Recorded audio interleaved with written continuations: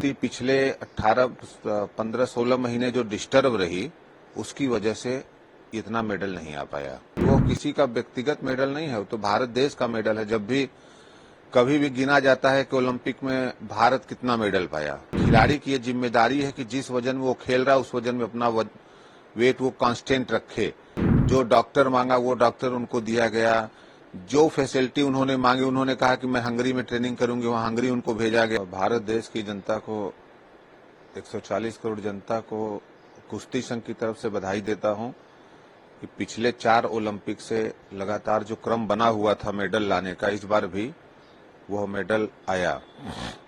परंतु हमारे मेडल और भी ज्यादा आ सकते थे।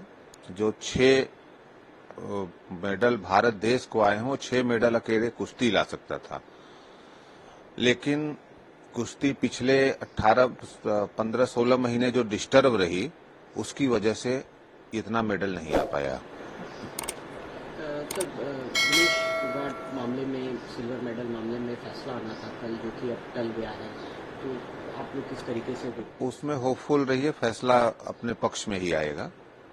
तो कुछ कारण से उन्होंने डेट बढ़ा दिया, कारण क्या दिया नहीं, किस कारण से बढ़ाया है ये नहीं बताया, लेकिन लगातार फिर डेट 16 तारीख का कर दिया है। सर, भारतीय कुश्ती संघ इस मामले में क्या सोचता है, जो सिल्वर मेडल को लेकर एक ट्रोलिंग और एक इश्यूज जो है उसको लेकर भारतीय कुश्ती संघ क्या चाहता है या क्या नहीं? भारतीय कुश्ती संघ तो चाहता है कि वो किसी का व्यक्तिगत मेडल नहीं है, वो तो भारत देश का मेडल है। जब भी कभी भी गिना जाता है कि ओलंपिक में भारत कितना मेडल पाया, तो भारतीय कुश्ती संघ भी चाह रहा है कि वो मेडल मिले। बाकी जो कंट्रोवर्सी हुई उसमें भारतीय कुश्ती संघ नहीं जाना चाहता है। 53 किलो दिनेश फोगाट को 53 किलो में खेलना चाहिए था, लेकिन उन्होंने खेला 50 में। इसको लेकर भी बहुत सारी बातें। खेलना किस वजन में खिलाड़ी खेलेगा, यह उसका स्वतंत्र का निर्णय होता है, लेकिन निर्णय लेने से केवल नहीं होता है। खिलाड़ी की यह जिम्मेदारी है कि जिस वजन में वो खेल रहा है उस वजन में अपना वेट वो कांस्टेंट रखे। बार बार वजन घटाना खिलाड़ी के शारीरिक स्वास्थ्य पर भी नुकसान करता है। वजन घटाने से उसके लीवर, किडनी सब पे असर पड़ता है। तो वो खिलाड़ी का निर्णय है, लेकिन उसी वजन में हर खिलाड़ी को खेलना चाहिए, किसी भी गेम का हो जिसमें वो अपना वजन हमेशा कांस्टेंट रख सके।